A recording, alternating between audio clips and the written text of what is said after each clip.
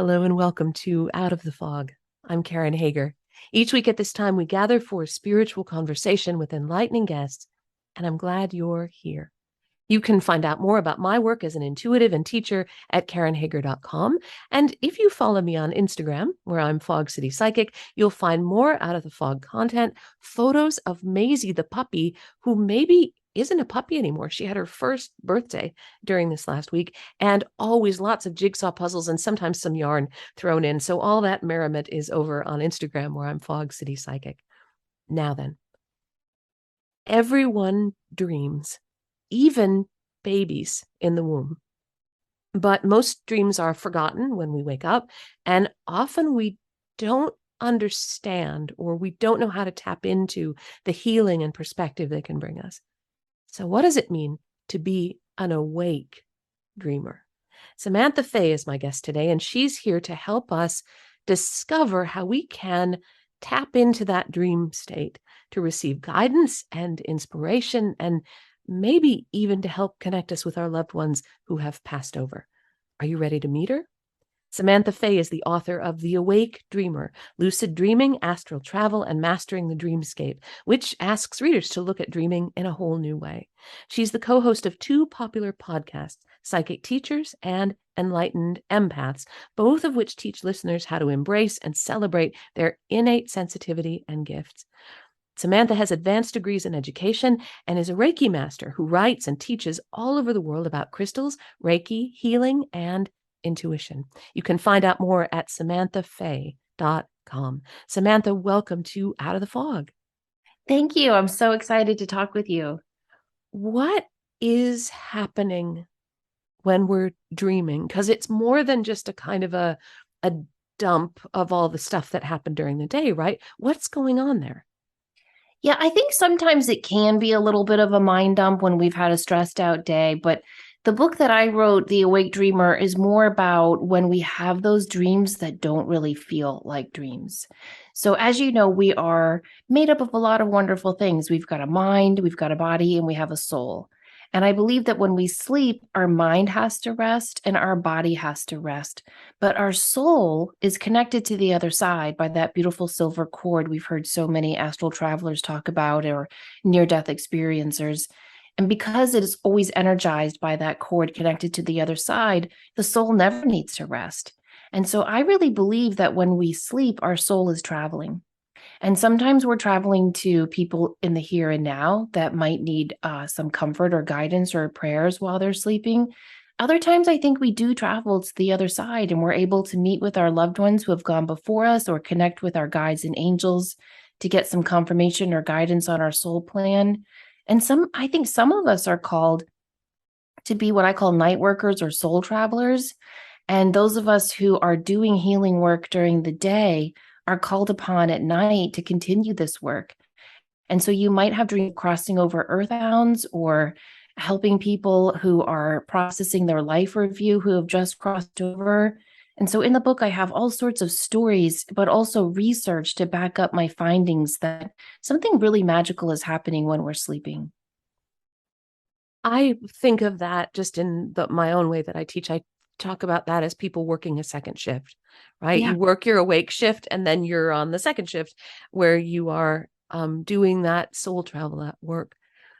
Do you feel like that work that we are doing when we are sleeping, is that work just as valuable even if we're not aware of it? Do you know what I'm asking? Because it Yes. isn't really work for us, but maybe that does take us farther along our soul's journey. Yes, I do think so. And I sometimes I wonder if it's even more important than the work we're doing when we're awake. Because I had this really fascinating quote unquote dream during the first part of COVID. And I don't know about you, Karen, but when I don't remember my dreams, I feel very disconnected from spirit. I feel very kind of off center and like what's happening to my connection. Because most of my intuitive information comes to me through dreams. So I wasn't remembering my dreams during the first part of the COVID lockdown. I had 3 kids at home who were learning how to do online schooling. And, we were all worried about, I don't know, the state of the world. Like it was just a very stressful time. And studies show that when you are stressed out and your body is producing more cortisol than it needs, it actually inhibits our ability to remember dreams. So it's very common to not remember your dreams. Huh. However, after trying everything I've been researching about how to remember dreams, I finally had a dream during COVID where I was around this conference table with my guides and they were telling me all this important stuff. And I was getting very mad. And I said, look, I haven't remembered my dreams in like 2 months. I don't understand why you guys are giving me all this important information if I'm not going to remember it when I wake up. And one of my guides turned to me and said, your soul remembers, your soul knows, and that's all that matters. Mm. And I think that is so true. And so I think even for anyone out there listening, going, I don't know if I'm going to listen to this podcast because I don't remember my dreams. Your soul remembers. And that is what matters.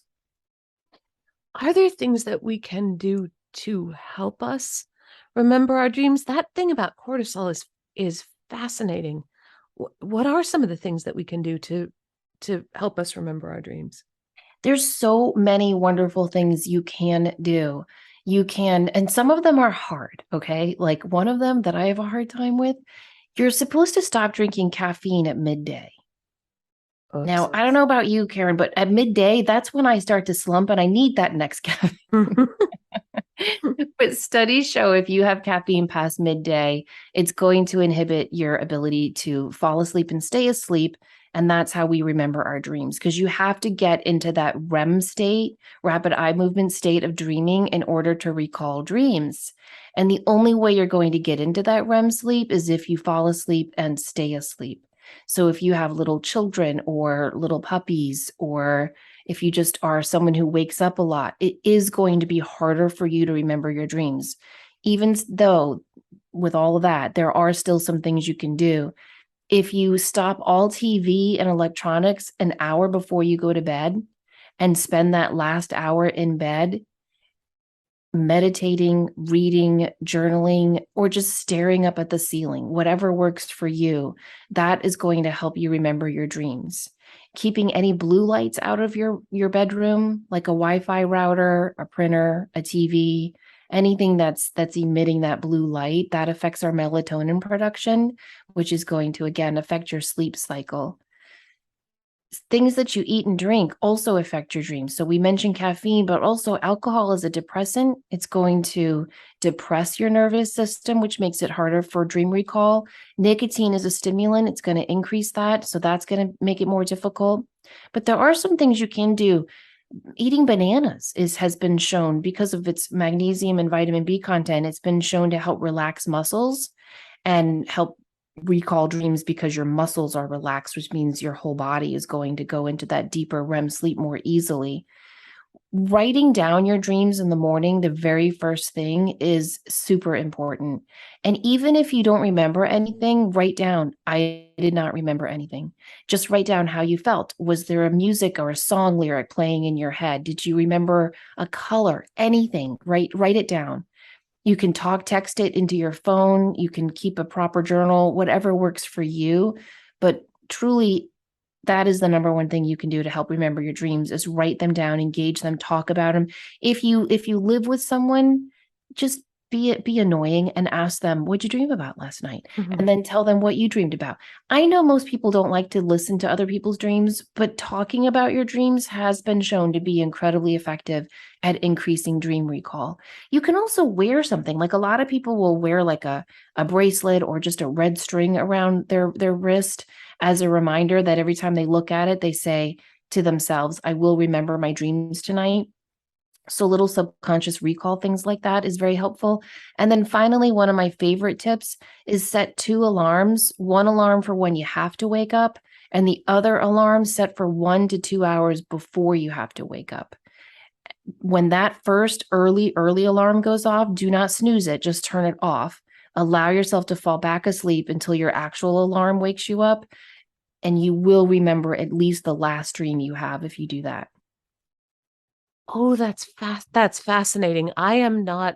So you were saying you get a lot of your intuitive connection and stuff in dreams. It isn't that way for me, but when I'm remembering dreams, I'm almost always remembering whatever it was I was dreaming when the alarm went off. Oh, that's interesting. Yeah. We do most of our dreaming in the third part of our sleep state anyway.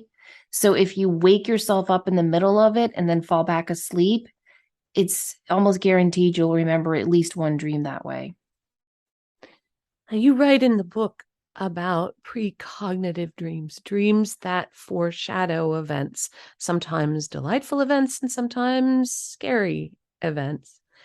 And I'm wondering if we're looking for greater awareness in our dreams, if we're wanting to tap deeper into that dreamscape to take a look at what is my soul doing, how am I growing, what information is there that I'm missing, if we're going to tap deeper into that, is it safe to play with or invite future visions in our dreams? And if we do that, and if we're having precognitive dreams, how accurate are those going to be? In my experience, they tend to be pretty accurate.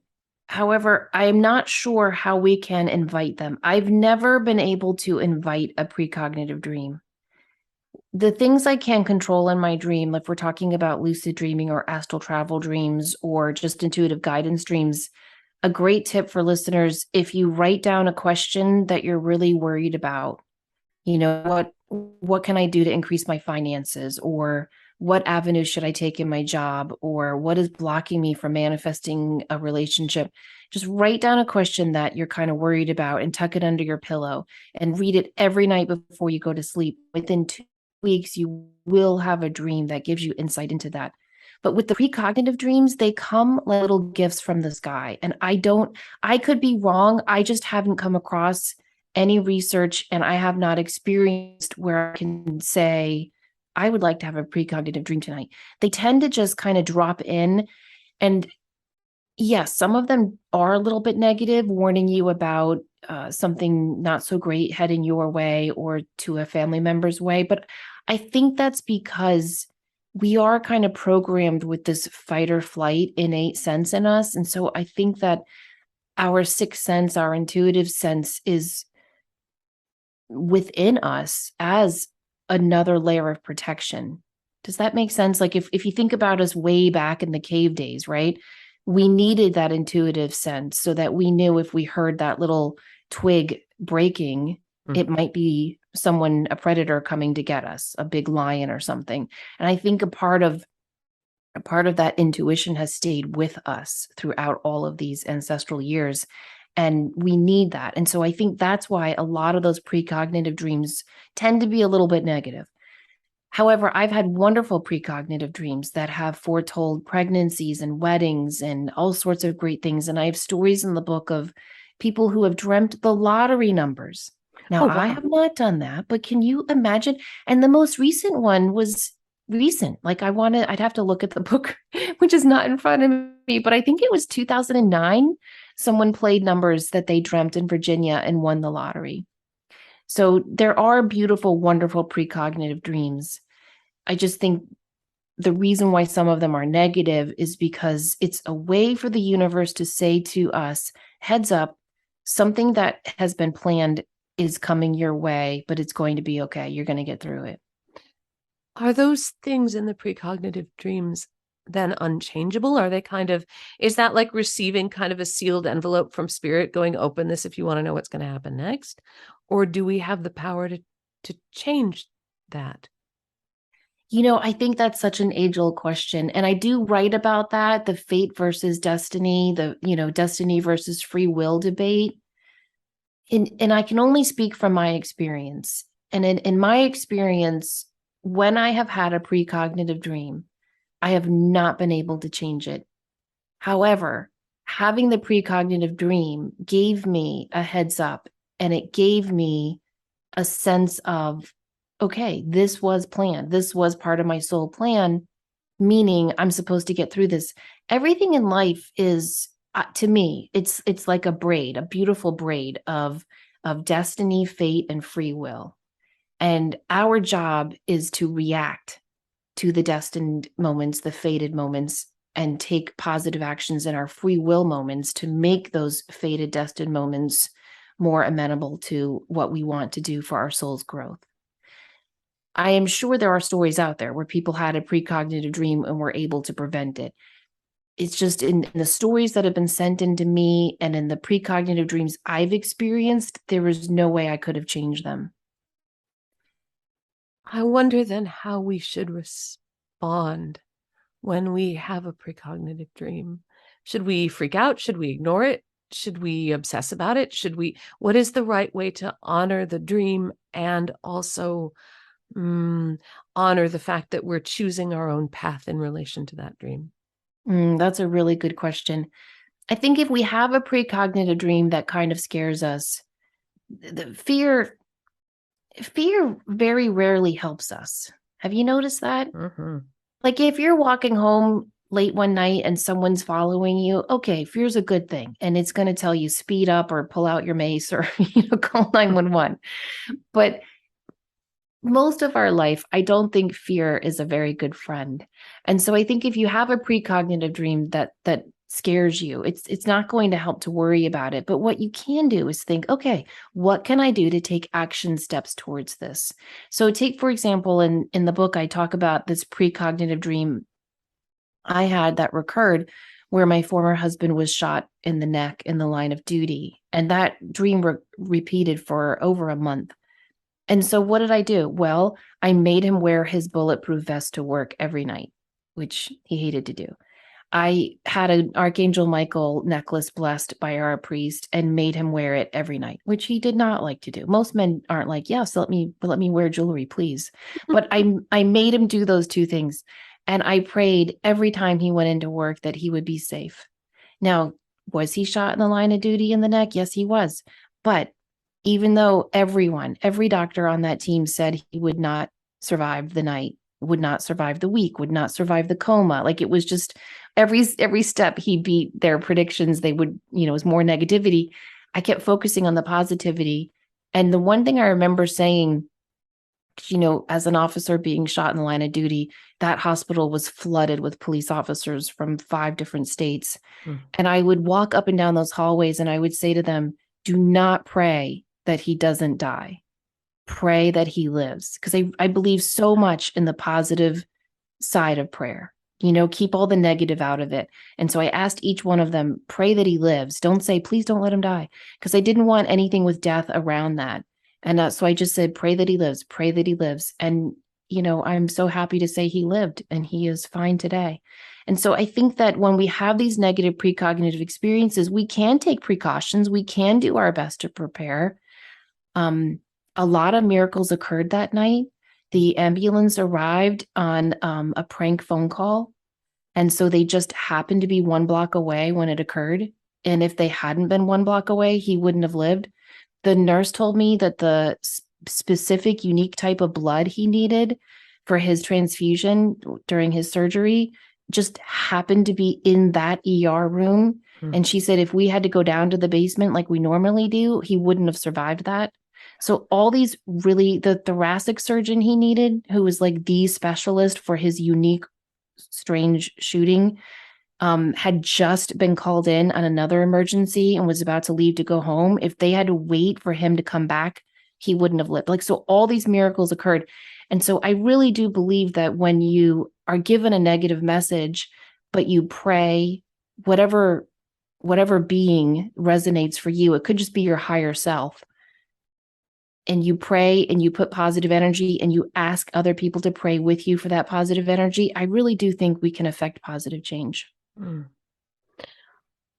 I know that sometimes people, especially people who are waking up to their own intuitive abilities, who are curious about this stuff and exploring, that they can be frightened of the kinds of experiences in connection with spirit that are possible through dreams and in other ways as well.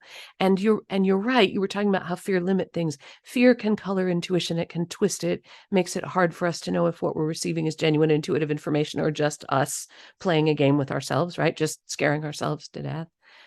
With that idea of prayer and positivity, how can we create a non-scary space for greater awareness of our dreams? And how can we walk with maybe more power and assurance through our own dreams? I think that all comes from the self. I know when I was first awakening to my intuition, I was very scared. I thought for sure there would be, shadow people, demons, something negative around the corner. I was raised Catholic. I'm still a practicing Catholic. So I had all of that. Everything that I do for a living, Karen, is against the catechism of my church. Mhm. Even yoga. I Yeah. still just want to ask Pope Francis, like, really, what do you have against down dog? But what can I do? So I had a lot of fears that were real fears, like, am I going to let something negative in? But then I had a lot of societal fears too. And I'll tell you, it really was my dreams that helped me to heal that. I had this profound dream experience where this elderly man greeted me in my bedroom, and I knew I was sleeping, but I knew I was awake. So it was a form of lucid dreaming. And he asked me to come into my kitchen, and there were all these people in my kitchen. And he said, "Go on, darling. They just want to shake your hand." And the minute I shook their hand, I saw the last minute, 5 minutes of their life. Mm. And that's all I did in this dream experience was I witnessed each of these. There were about several people in my kitchen, and I just witnessed their last moments on earth.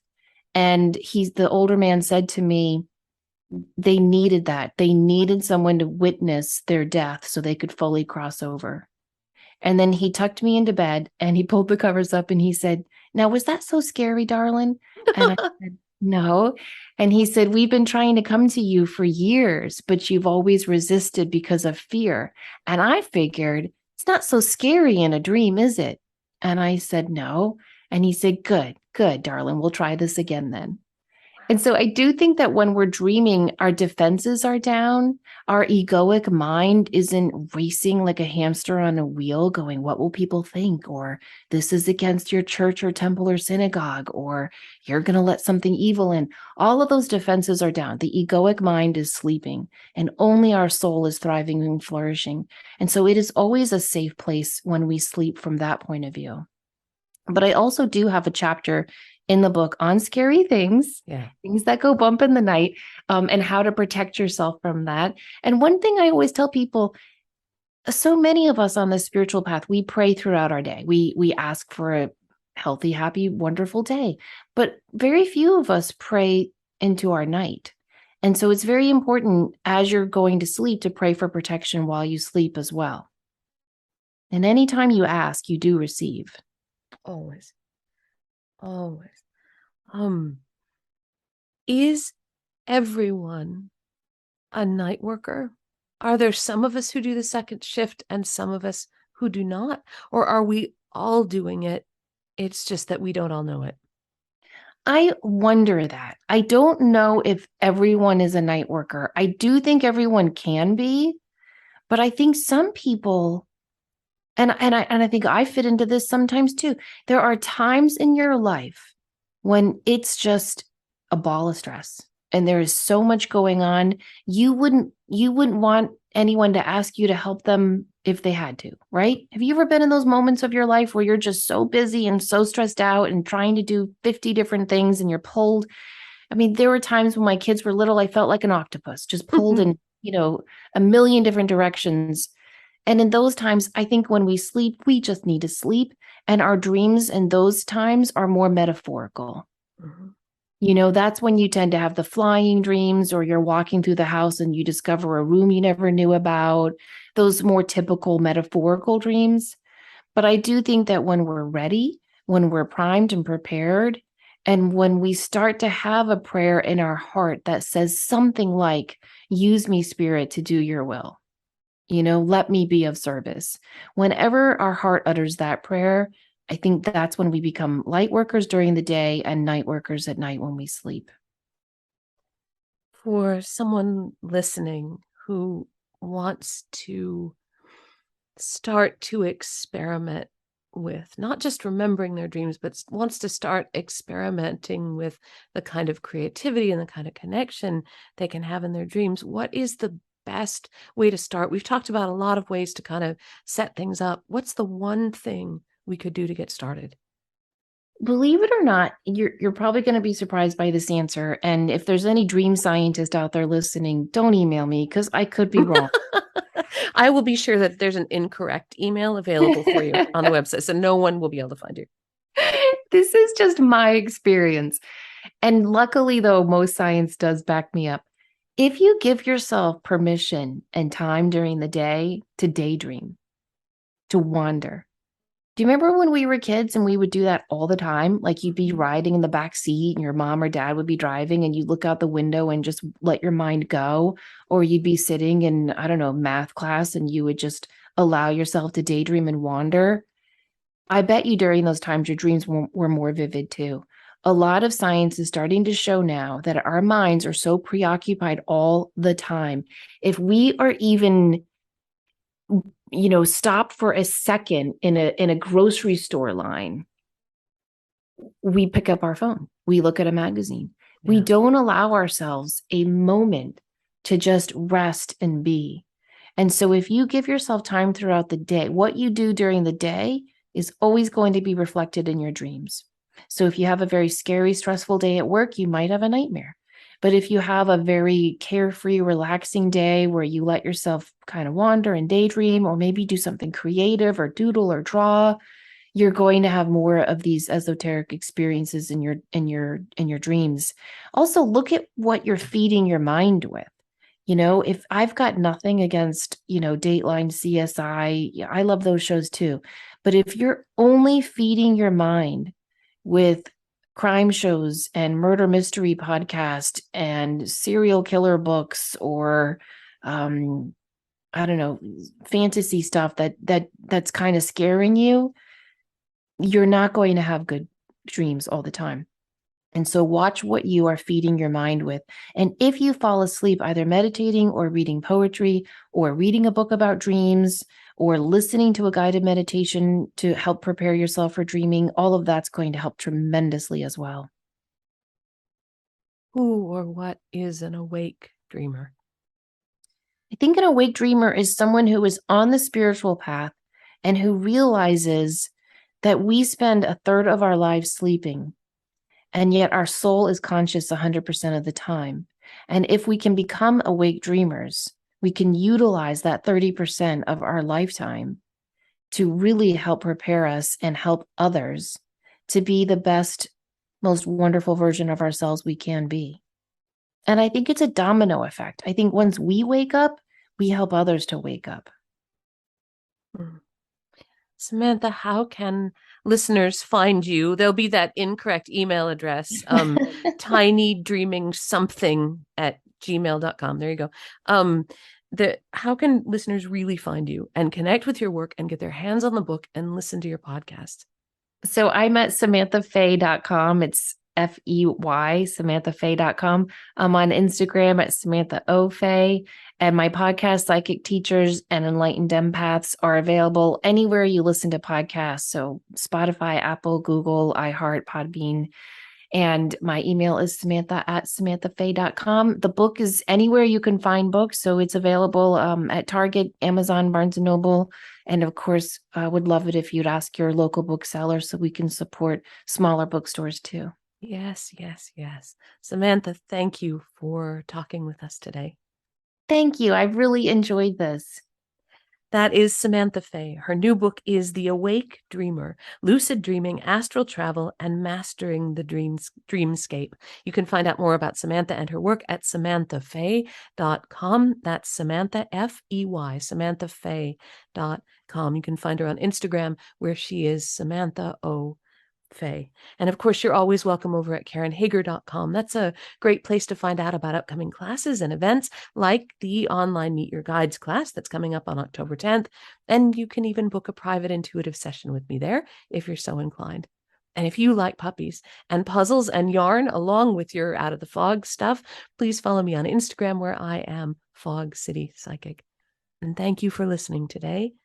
Together we are spreading a little more light in the world. And a little more light is always a good thing. Until next time, I'm wishing you peace.